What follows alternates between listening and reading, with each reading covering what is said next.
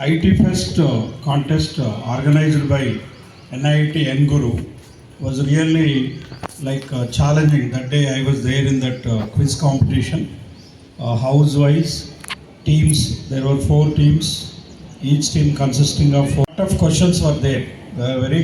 Many questions even I never got exposed.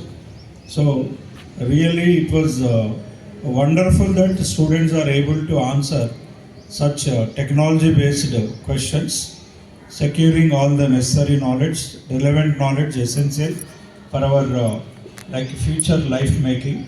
I would like to congratulate all the winners who won that competition, that contest, and received their prizes.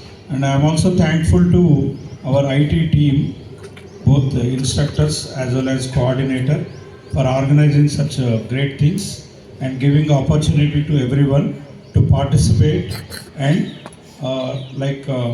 gain more and more knowledge. Thank you all for giving this opportunity.